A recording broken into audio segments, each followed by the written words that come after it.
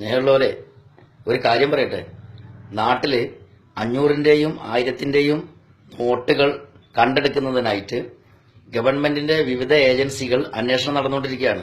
അവർ കള്ളപ്പണം തടയുന്നുണ്ട്. അതിന്റെ കൂടെ കച്ചവട സ്ഥാപനങ്ങളിലും മറ്റ് ധനകാര്യ സ്ഥാപനങ്ങളിലും കയറിയിട്ട് 500-ഓ 1000-ഓ കെട്ടിവെച്ച പണം ഉണ്ടോ, അതുണ്ടെങ്കിൽ അത് പിടിച്ചെടുക്കുന്നുമുണ്ട്. ഇതില് ഒരു ചതി നമുക്ക് വരാൻ സാധ്യതയുണ്ട്, ശ്രദ്ധിക്കണം. അവര് ഒറിജിനലായിട്ടുള്ള വ്യക്തികൾ യഥാർത്ഥ ജീവനക്കാർ വന്ന് സെർച്ച് ചെയ്യുകയാണെങ്കിൽ അങ്ങനെ കൊണ്ടുപോവുകയാണെങ്കിൽ ഓക്കെ. പക്ഷെ ഇതിന്റെ മറ പറ്റി വളരെ കുറഞ്ഞ ദിവസം കൊണ്ട് വൻ ചതി നാട്ടിൽ നടക്കാൻ പോവുകയാണ്. പറ്റിയവരാരും മിണ്ടുകയില്ല. നമ്മൾക്ക് നേരായ രീതിയിൽ ഇത് ബാങ്കുകൾ കൊണ്ടിടാനും നിക്ഷേപിക്കാനും കാര്യം ഗവൺമെന്റിന് തെളിയിക്കാനും നമുക്ക് സന്ദർഭമുണ്ട്. പക്ഷേ ചിലപ്പോൾ ചില കടകളിൽ വരെ കയറി വന്ന് 1000-ഓ 500-ഓ ആയിട്ട് അവർ കിട്ടുന്നത് തപ്പിയെടുക്കുക വ്യാജന്മാർ വരും. അത്തരത്തിൽ നിങ്ങളുടെ ആരെങ്കിലും കടകളുടെ വീടുകളിലോ നിങ്ങൾ നടന്നു പോകുന്ന വഴിയിലോ ബാങ്കിൽ നിന്ന് ഇറങ്ങി വരുന്ന വഴിയിലോ നിങ്ങളെ തപ്പിയിട്ടോ പിടിച്ചിട്ടോ കാര്യം ചോദിക്കുകയാണെങ്കിൽ പെട്ടെന്ന് അവർ പറയും ഞാനാണ് ഉദ്യോഗസ്ഥനാണ്, എടുക്കണോ പണം എന്നൊക്കെ ആയിരിക്കും പറയാണ്ടാവുക.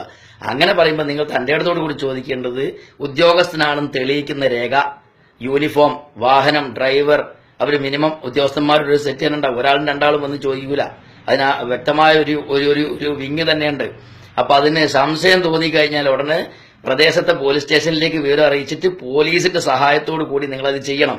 ഇനി വന്നവൻ ഒറിജിനൽ ആണെങ്കിൽ തന്നെയും വ്യക്തമായി രേഖയോട് കൂടി അത് എഴുതി വാങ്ങി റെക്കോർഡാക്കുകയും വേണം. വ്യാജന്മാര് വരും, സൂക്ഷിക്കുക.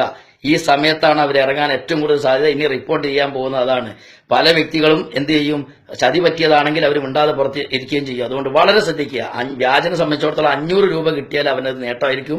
അതുകൊണ്ട് ഈ സമയം നിങ്ങൾ പരമാവധി ഈ ഒരു ന്യൂസ് ജനങ്ങളിലേക്ക് എന്ത് ചെയ്യുക, ഷെയർ ചെയ്ത് എത്തിച്ചിട്ട് പെട്ടെന്ന് തന്നെ, അത് ഇന്ന് രാത്രിയും നാളെയൊക്കെ ആയിട്ടായിരിക്കും ഈ തീരുമാനം ഉണ്ടാവുക. RBIന്റെ അടുത്തൊരു റിപ്പോർട്ട് വരുന്നതിന്റെ ഇടയ്ക്ക് പല തട്ടിപ്പിനും വലിയ സാധ്യത കാണുന്നുണ്ട്. സൂക്ഷിക്കുക. ഓക്കെ.